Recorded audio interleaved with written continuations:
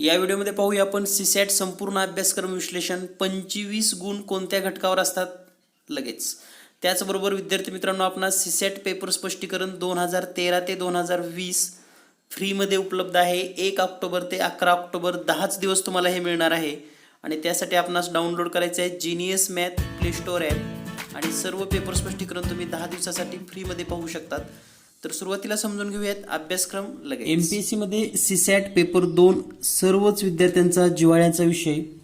तर या विषयावर आपण 2013 ते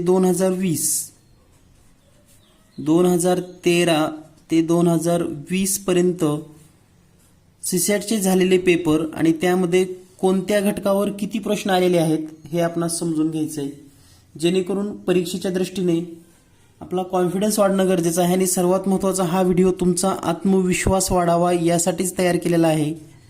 व्हिडिओ जर शेवटपर्यंत पाहिलात तर एक गॅरंटी देतो की तुम्ही सीसॅटचे किमान 15 प्रश्न तर ॲक्युरेट सोडवू शकतात. 15 question you can solve with very easily and accurately. तर हा व्हिडिओ इतका महत्त्वाचा आहे.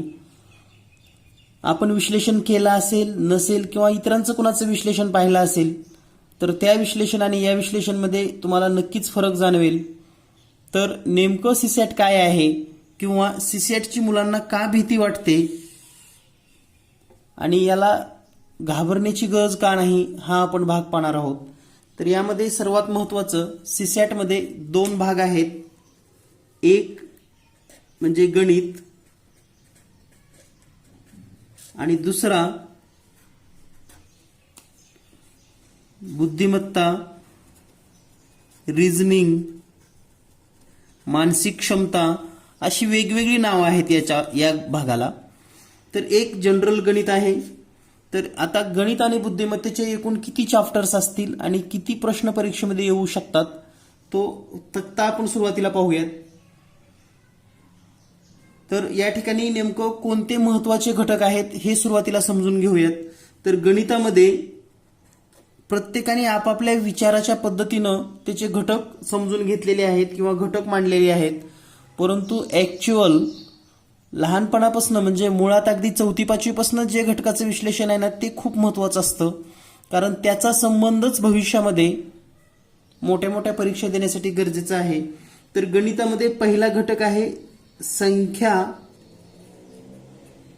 आता तुम्हाला वाटत असेल पुढे ज्ञान लिहील. संख्या ज्ञान लिहिणार नाही मी, कारण संख्या ज्ञान हा घटक एमपीएससीला येत नाही. तर संख्या ज्ञान असं बरेच जण म्हणतात, परंतु संख्या ज्ञान हा घटक सीसॅटला नसून संख्यावरील क्रिया आहेत हा भाग लक्षात ठेवा. संख्यावरील क्रिया. आता संख्याज्ञान आणि संख्यावरील क्रियामध्ये भाग असा आहे की संख्याज्ञानामध्ये म्हणजे संख्यांची ओळख, फक्त सम, विषम, संयुक्त संख्यांचे प्रकार हे संख्याज्ञानमध्ये भाग येतो. आणि संख्यावरील क्रिया म्हणजे त्यावरील ज्या काही क्रिया घडतात, जसे की सरासरी, गुणोत्तर, घातांक, त्याचबरोबर लसावी मसावी, विभाज्यतेच्या कसोट्या या संख्यावरच्या क्रिया आहेत. तर हा घटक एमपीएससीसाठी अतिशय महत्त्वाचा आहे. यानंतर दुसरा घटक म्हणजे व्यावहारिक गणित.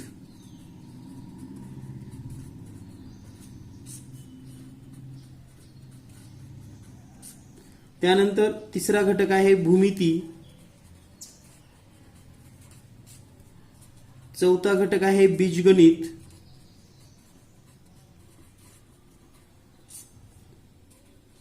सहावा घटक आहे कोडी. कोडी म्हणजेच गणिती कोडी.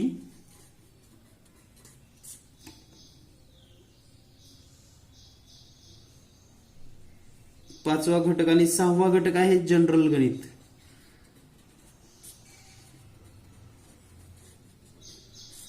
तर ह्या मुख्य 6 घटकावरचे प्रश्न असतात. आता यामध्ये पुन्हा कोणते सब टॉपिक आहेत हे पण आपण समजून घेणार आहोत.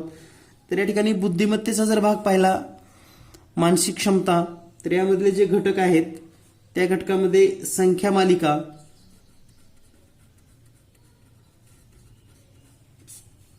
दुसरा घटक अक्षर मालिका,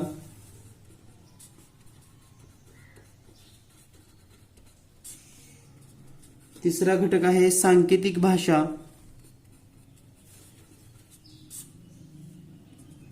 चौथा घटक आहे नातेसंबंध,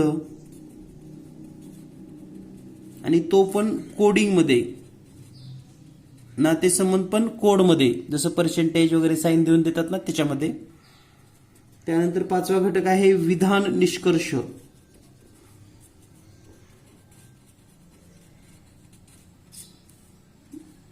सहावा घटक आहे माहिती विश्लेषण किंवा माहितीचं व्यवस्थापन.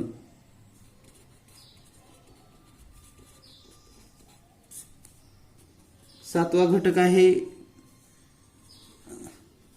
घन आकृत्या, यालाच आपण आकृत्याचं प्रतिकरण असं सुद्धा म्हणतो, पृथक्करण. त्यानंतर आठवा घटक आहे अवकाशीय संबोध.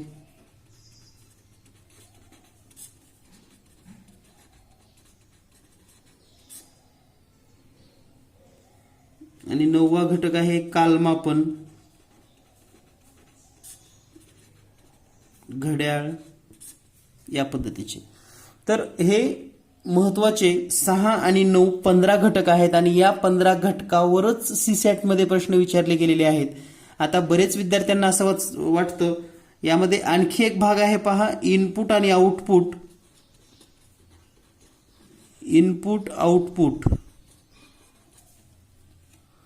त्यानंतर जे खरे खोटे वगैरे जे तुम्ही म्हणता ना ते विधान निष्कर्ष मध्येच भाग येतो, म्हणजे याचे ते सब टॉपिक आहेत. आणि बऱ्याच लोकांनी काय केलंय त्यालाच मेन टॉपिक बनवलंय, खरे खोटे टॉपिक एक पहिला, असं नाही होत. किंवा इनपुट आउटपुट वगैरे ते डाटा विश्लेषण सांकेतिकचा भाग येतो. तर हे आपल्याला लक्षात यायला पाहिजे की कोणत्या घटकावर किती प्रश्न परीक्षेमध्ये आलेले आहेत. तर आता जनरली जर आपण पाहिलं तर या ठिकाणी आपण कोणत्या घटकावर किती प्रश्न आलेले आहेत हे विश्लेषणात्मक तक्ता तुम्हाला दाखवणार आहे, जेणेकरून आपल्याला लक्षात येऊ शकतं की अभ्यास कसा करावा लागेल किंवा परीक्षेच्या दृष्टीने काय महत्वाचं आहे. तर या ठिकाणी पहा 2013 पासून 2019 पर्यंत हा तक्ता बनवलेला आहे. जर आपण या ठिकाणी निरीक्षण केलात तर संख्यावरील क्रिया या घटकावर 3 प्रश्न 2013 ला विचारली होती. 2014 ला तर यावर प्रश्न आला नाही. 15 ला 3 आलेले आहेत, 2 आलेले आहेत. 16 ला 3, 17 ला 5 प्रश्न आलेले आहेत. 18 ला 3 आणि 19 ला 2 प्रश्न परीक्षेमध्ये विचारलेले आहेत. त्यानंतर दुसरा जो घटक आहे तो म्हणजे व्यावहारिक गणित. आणि तुम्हाला हे प्रूफनुसार म्हणजे तुम्हाला एका घटकाचे प्रश्न सुद्धा मी पूर्ण दाखवणार आहे. 2013 पासूनचे 2020 पर्यंत जेवढे काही पेपर झालेले आहेत ते सुद्धा तुम्हाला पाहता येतील. व्यावहारिक गणितावर 2013 ला 2 प्रश्न, 14 ला 1, 15 ला 2, 16 ला विचारलेला नाही, 17 ला 2, 18 ला 2, 19 ला 2. त्यानंतर भूमितीमध्ये 2013 ला 1 प्रश्न विचारला होता. त्यानंतर 14, 15, 16 विचारलेला नाही एकही प्रश्न भूमिती घटकावरचा. त्यानंतर 17 ला विचारलेला आहे, 18 ला विचारलेला, 19 ला विचारला नाही. परंतु यावर एक प्रश्न अख्ख्या भूमितीवर एक प्रश्न विचारायला त्यांना काही हरकत नाही. त्यामुळे मे बी 2020 ला एक प्रश्न विचारला जाऊ शकतो. म्हणजे या ठिकाणी जर मी अंदाज सांगितलं तुम्हाला तर संख्याज्ञानवरचे यावर्षी किमान 3 प्रश्न परीक्षेमध्ये असतील. व्यावहारिक गणिताचे 2 प्रश्न परीक्षेमध्ये असतील. भूमितीचा 1 किमान प्रश्न गणितामध्ये असू शकतो. त्यानंतर पुढचा घटक आहे बीजगणित. तर या ठिकाणी जर आपण बीजगणिताचा अभ्यास केला आपण पहा तर बीजगणितामध्ये तुम्हाला एक गोष्ट लक्षात येईल. बीजगणित म्हणजे काय आधी हे समजून घ्या. बीजगणित म्हणजे एक्स वाय लिहिलं म्हणजे बीजगणित नाही. तर तुम्हाला साधं समीकरण जरी बनवायचं असेल, समीकरण बनवून एखादा प्रश्न सोडवायचा असेल तर तो बीजगणिताचाच भाग आहे. समीकरण जिथं बनवावं लागतं किंवा जिथं एक्स आणि वायचा चलाचा वापर करावा लागतो, चलाचा वापर करणे म्हणजे बीजगणिताचा वापर करणे. आणि या ठिकाणी बीजगणिताचा जर विचार केला तर 2013, 14 आणि 16 ला एकही प्रश्न विचारला नाही. 15 आणि 17 ला एक प्रश्न आला होता. 18 ला 3 प्रश्न आलेत.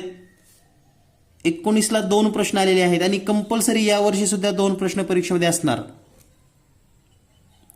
यानंतर पुढील भाग आहे कोडी प्रकार. गणिताची कोडी प्रकार. कोडी प्रकार एक सुरू झालेला आहे आवर्जून. तर सुरुवातीला 13-14 मध्ये कोडी प्रकार विचारला गेला नव्हता. त्यानंतर 15, 16, 17, 18 एक गणित आलेला. 19 ला 2 आहेत आणि 20 ला सुद्धा एक गणिताचं कोड परीक्षेमध्ये नक्की असेल. त्यानंतर जनरल गणित. जनरल गणितामध्ये 2013ला 3 प्रश्न होती, 14ला 1, 15ला 2, 16ला 3 विचारली होती, 17ला 4, 18 2, 19 3 आणि यावर्षी सुद्धा यावरची किमान 3 प्रश्न परीक्षेत विचारले जाऊ शकतात. तर जे तुम्हाला मी 15 गुण म्हणत होतो ना, तर याची जर आपण काउंटिंग केलं 3, 3 दोन्ही 6, 3 त्रिक 9, 3 चौक 12, तर हे 12 प्रश्न तुम्हाला आलेच पाहिजेत इतका सोपा भाग असतो. म्हणजे याला वाचायला पण वेळ असतो, प्रश्न पण लहान असतात आणि उत्तरं पण लगेच शोधता येतात. म्हणजे हे पैकीच्या पैकी 12 गुण मिळायला तुम्हाला काही अडचण नाही. पुन्हा एकदा सांगतो, संख्याज्ञानवरील 3 प्रश्न, व्यावहारिक गणित 2 प्रश्न, भूमिती 1, बीजगणित 2, कोडी प्रकार 1 आणि जनरल गणित 3. आता सगळ्यात महत्त्वाचं तुमच्या डोक्यामध्ये येत असेल की यावरचे घटक कोणते असतात. तर यावरचे घटक कोणते असतात हे पण आपण समजून घेणार आहोत.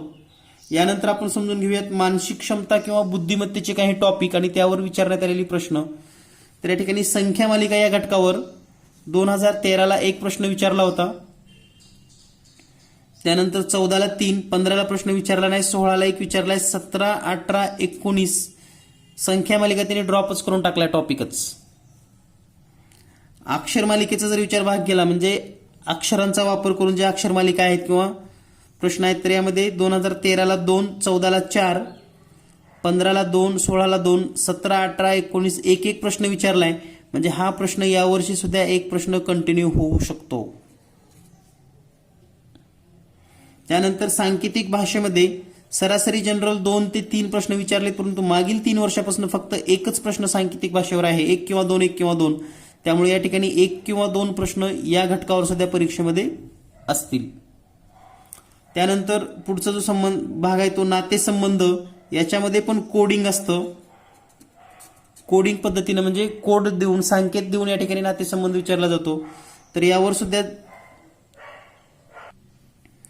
या घटकावर सुद्धा 1 प्रश्न 2019ला तर विचारला होता, परंतु एक कॉमनली प्रश्न आहेच म्हणून या ठिकाणी 1 प्रश्न विचारला जाऊ शकतो. त्यानंतर पुढचा भाग आहे विधान आणि निष्कर्ष. आता तुम्ही म्हणत असाल सर वेगवेगळे शब्द आहेत इंग्लिशमधले वगैरे तसले भारी भारी वापरा. तर विद्यार्थी मित्रांनो, शब्द भारी वापरणं आणि आपल्याला समज येणं ह्याच्यामध्ये खूप फरक असतो. आपल्याला कळलं पाहिजे. काय काय कधी कधी असं होतं की चॅनल बघताना आपण कुठल्या जगामध्ये एमपीसी करायला लागलो म्हणजे खूप इंग्लिश भारी आली पाहिजे असं काहीच नाही. आपल्याला कळलं पाहिजे, हे खूप महत्वाचं आहे आणि ते काय आहे हे लक्षात आलं पाहिजे. तर विधान आणि निष्कर्ष म्हणजे 2-3 विधान द्यायचे आणि त्यावरचे निष्कर्ष काढायचे किंवा खरे खोटे समजून घ्यायचं. हेच प्रश्न विधान निष्कर्षमध्ये आहेत आणि कंपल्सरी या घटकावरचे कमीत कमी 2 ते 3 प्रश्न परीक्षेमध्ये विचारतात आणि 2020ला सुद्धा यावरचे किमान 3 प्रश्न परीक्षेमध्ये असतील, हे लक्षात ठेवा. हे डेटा पूर्ण पेपर विश्लेषण करून आणि सर्व पेपरचे प्रश्न पाहूनच केलेला आहे. जर तुम्हाला एमपीसी पेपर स्पष्टीकरणचे प्रश्न पाहिजे असतील तर जीनियस मॅथ चॅनलवर आपण फक्त 10 ते 12 दिवसासाठी सर्व कोर्स फ्री ठेवलेला आहे. परीक्षेसाठी तुम्हाला फायदा होईल म्हणून नक्की तुम्ही पाहून घेऊ शकतात. यानंतर पुढचा घटक आहे माहिती विश्लेषण. माहिती विश्लेषणलाच इंग्लिशमध्ये डाटा अनालिसिस असं म्हणतात. तर यावर मात्र 3, 4, 5 प्रश्न विचारले जाऊ शकतात आणि यावर्षी सुद्धा यावरचे कमीत कमी 4 प्रश्न परीक्षेला असू शकतात. त्यानंतर घन आकृत्या, 2D, 3D आणि आकृती पृथक्करण म्हणजे सारखी आकृती किंवा आकृतीचा भाग किंवा दुमडलेली आकृती, आकृती पृथक्करण यामध्येच आपण ऍड करूयात. तर कंपल्सरी आकृती पृथक्करणावर 1, 3, 4, 2, 2 यावर्षी सुद्धा 2 प्रश्न परीक्षेमध्ये असतील. त्यानंतर इनपुट आउटपुट. पहा, इनपुट आउटपुट मी तुम्हाला का सांगितलं नाही तर 2013, 14 आणि 15ला एक प्रश्न विचारलेत, परंतु 16, 17, 18, 19, 20ला एकही प्रश्न आलेला नाही. त्यामुळे त्याचं जास्त टेन्शन घेऊ नका. अवकाशीय संबोध. अवकाशीय संबोधचा विचार केला तर 13ला 1 आणि 15ला 1 प्रश्न विचारलाय. पुन्हा अवकाशीय संबोधवर 19ला 1 प्रश्न आलता. अवकाशीय संबोध म्हणजे काय तर स्पेस मेंटल ॲबिलिटी तुमची. म्हणजे एखादी घटना समजा तुम्हाला समोरून अशी दिसते तर तो पलीकडल्या बाजूने कशी दिसत असेल किंवा या दुसऱ्या बाजूने कसं दिसत असेल, हे स्पेसमध्ये जाऊन जेव्हा आपण निरीक्षणात्मक बुद्धिमत्तेचा वापर करतो त्यालाच अवकाशीय संबोध असं म्हणतात. तर हा पण घटक विचारला जाऊ शकतो. आणि शेवटचा म्हणजे घड्याळ किंवा कालमापन. शक्यतो यावरचे प्रश्न विचारणं कमी झालेलं आहे कारण हा घटक जनरल गणितमध्ये पण विचारला जातो.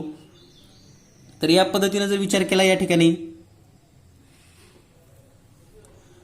तर पहा 2, 4, 6, 3, 9, 1, 10, 10 आणि 2 12 आणि 1 13. तर हे 13 प्रश्न म्हणजे मानसिक क्षमतेचे 13, बुद्धिमत्तेचे क्वेश्चन 13 आणि गणिताचे 12. आता यामध्ये संधी काय आहे तुम्हाला हे पण सांगतो की हे 12 प्रश्न तर तुम्ही 12च्या 12 गुण घेऊ शकतात आणि या पूर्ण ह्याच्यामध्ये जे काही लहान प्रश्न आहेत जे वाचू शकता असे तुम्हाला 5 ते 6 प्रश्न जरी बरोबर आली तर तुम्ही 12 आणि हे 6 18 ते 19 प्रश्न सोडवायला काहीही अडचण नाही, हे लक्षात ठेवा. आता यानंतर आपण समजून घेऊयात विश्लेषणात्मक घटक आणि त्यामधले उपघटक. तर यामध्ये सर्वात महत्वाचं म्हणजे गणितामध्येच आपल्याला समजून घ्यायचंय. तर संख्यावरील क्रिया या घटकामध्ये कोणते कोणते घटक असतात. तर संख्यावरील क्रियामध्ये विभाज्यतेच्या कसोट्या, सरासरी, घातांक,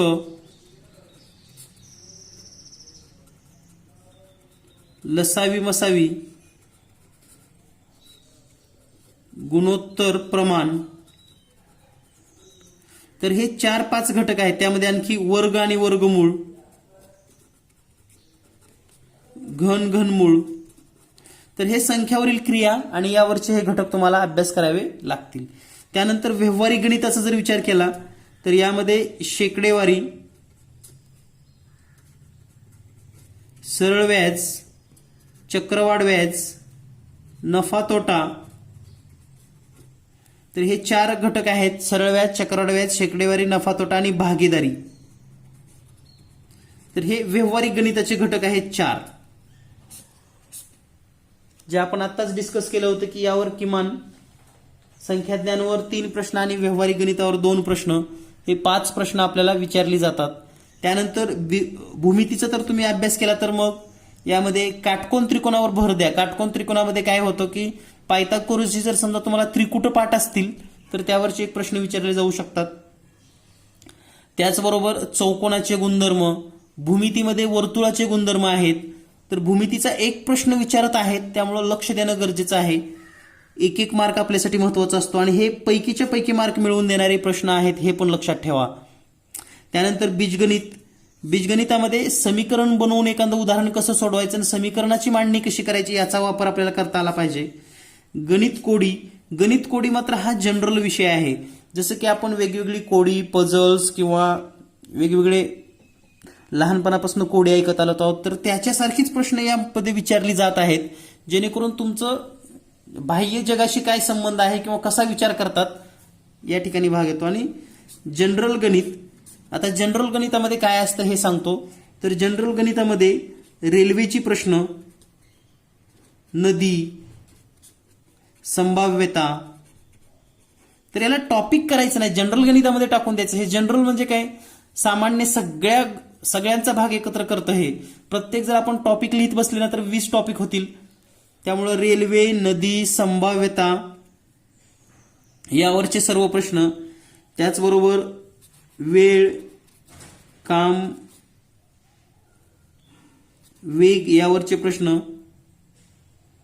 त्यानंतर जे काही जनरल म्हणजे जसं परम्युटेशन आणि कॉम्बिनेशनचा भाग आहे तर त्यावरील प्रश्न. तर हे इतर जे आहे ना, जे शालेय अभ्यासक्रमाला नव्हतं, आपल्या 10वी पर्यंत हा भाग खूप कमी आहे आणि स्पर्धात्मकच हे घटक वाढलेले आहेत. असे हे सगळे जनरल गणितामधले कन्सेप्ट आहेत. तर एवढा जर अभ्यास आपला असेल तर तुम्हाला 12 मार्क मिळण्यापासून कुणीही रोखू शकत नाही. आता येऊयात आपण मानसिक क्षमतेकडे, की जिथं आपल्याला पैकीच्या पैकी मार्क मिळण्याची संधी असते. तर यामध्ये संख्याज्ञान, संख्या मालिका. तर संख्या मालिकेवर किमान एकच प्रश्न परीक्षेत विचारला जाऊ शकतो किंवा विचारला जाईल किंवा नाही सांगता येत नाही. परंतु अक्षर मालिकेचा चांगला अभ्यास करा. अक्षर मालिका तुम्हाला तोंडपाठ असली पाहिजे. ए पासून झेड पर्यंत प्रत्येकाचा समोरून क्रमांक, पाठीमागून क्रमांक हे लक्षात असणं गरजेचं आहे. आणि त्याचे जे गट आहेत ते गट कसे पडतात हे पण आपल्याला माहिती असणं गरजेचं आहे. तर यावर किमान 2 ते 3 प्रश्न परीक्षेमध्ये असतात. त्यानंतर सांकेतिक म्हणजेच कोडिंग लँग्वेज, यामध्ये किमान 2 प्रश्न विचारले जातात किंवा 1 पण येऊ शकतो. तर संकेतांचा अर्थ कळला पाहिजे. पेक्षा लहान, पेक्षा मोठा, गुणाकार, भागाकार किंवा संख्यांचा बदल. तर हा सुद्धा प्रश्न तुम्हाला सोडवता येऊ शकतो. आता दुसरा आहे नातेसंबंध कोडिंग. तर याची जर मांडणी तुम्हाला व्यवस्थित करता आली तर नक्कीच तुम्हाला हा प्रश्न सुद्धा सोडवता येऊ शकतो. त्यानंतर विधान निष्कर्ष, यामध्ये सर्वच प्रश्न काही अवघड नसतात. किमान 4 ते 5 प्रश्न येतात.